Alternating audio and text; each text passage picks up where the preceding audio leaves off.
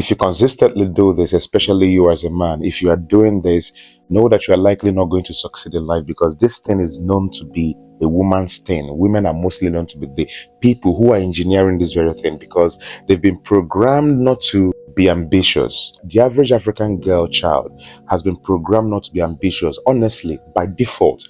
It takes the grace of God and takes some extra effort to see a Nigerian girl that is as ambitious as an average man. So if you're doing this as a man, it's very likely that you're not going to succeed. It is not because that you're cursed, but because you've actually cursed your own path. Many girls may have the same attitude, but will still succeed later, simply because they are going to end up with men that are going to take responsibility for their lives. That is just the thing. That is their savior. However, this doesn't save everyone. While many girls dream of marrying a wealthy man, of course, and which is true, every girl is actually dream of marrying a rich man who will actually take care of them. But that outcome, that result is not mostly guaranteed. Some people will still end up with less fortunate men, which could impact negatively if they've actually internalized this mindset of settling with a man as their ambition. Then you ask me, what is that very habit I'm talking about? Feeling entitled. Entitlement, the gross level of entitlement. Many people have unnecessary enemies, and I tell you today that many girls have unnecessary enemies. Those kind of enemies that you block. You know, we have enemies, surface level enemies, and those enemies, they know that we must block into oblivion.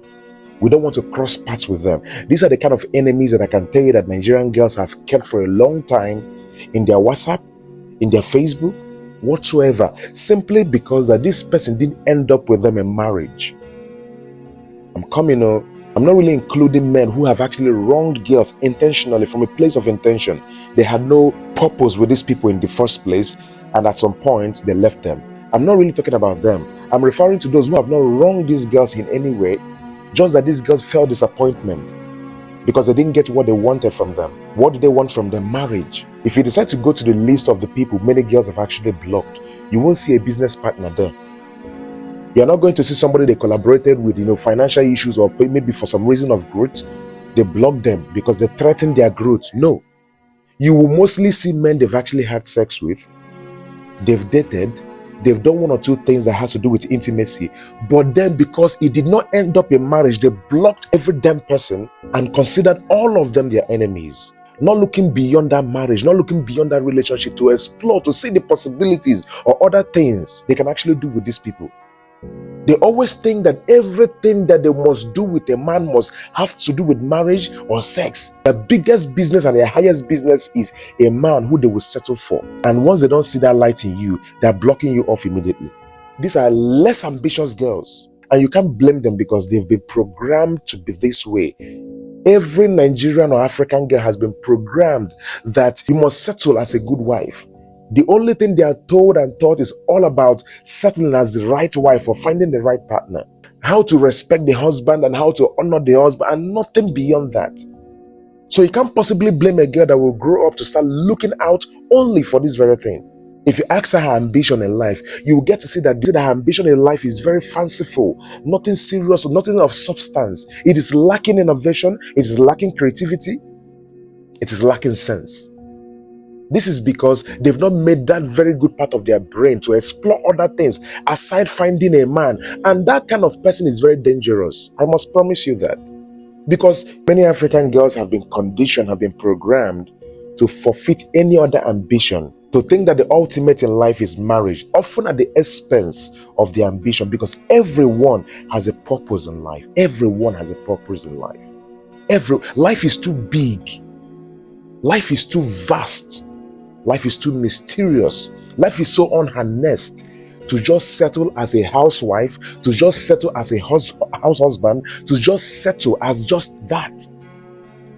Life is too vast to just settle for just sex. Africans in particular need to understand the importance of networking.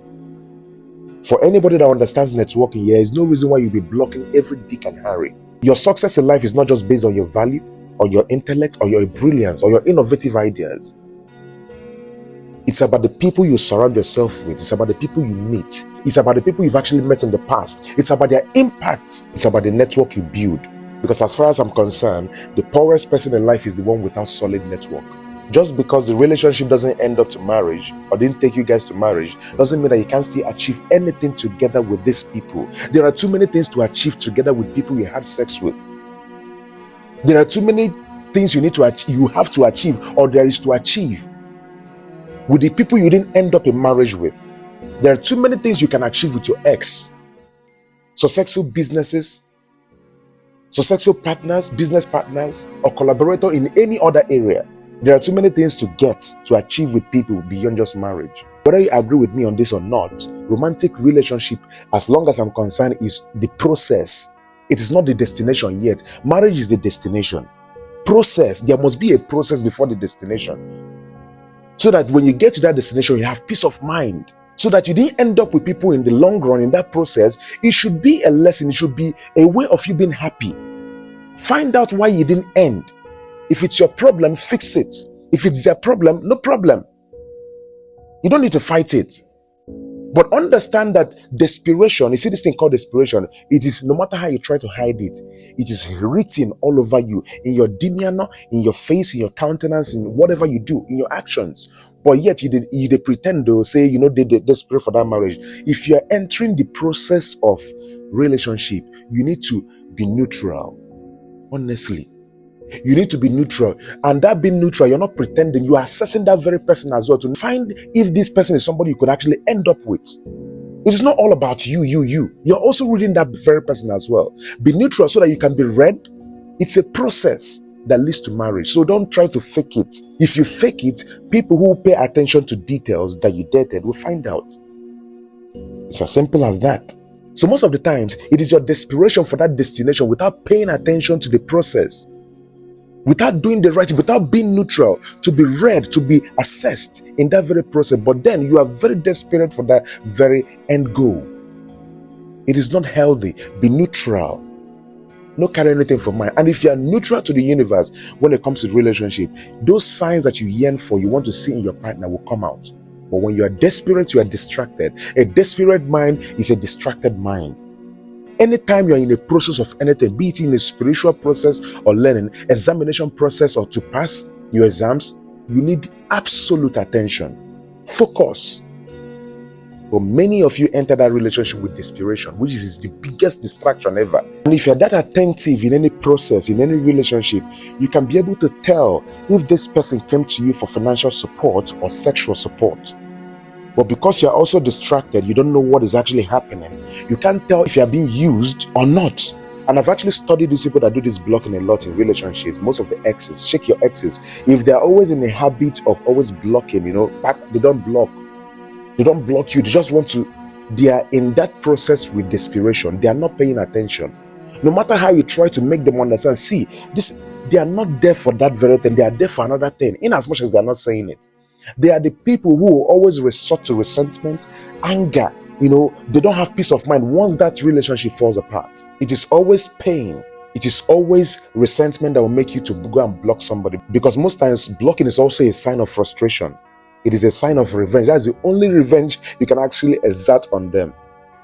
Virtually. And revenge is an admission of pain. The reason why I believe the block button is in the social space is when the thing is threatening your own peace of mind.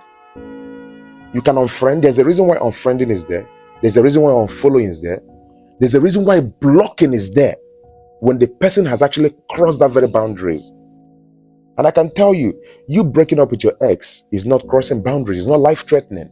Sometimes it can be the savior you have. That is the reason why if I see a divorced person that is bitter, a divorced person that is bitter, I usually end up with that this very person is really the oppressor. I always end up immediately with that this very person is really the oppressor, because every divorce should heal you, not make you bitter. You see, every divorce should heal you. Divorce is the block button of marriage, right? Anything that will lead any marriage to end up in divorce is threatening already. That is the reason why it is there. Since you can't do anything anymore, just divorce.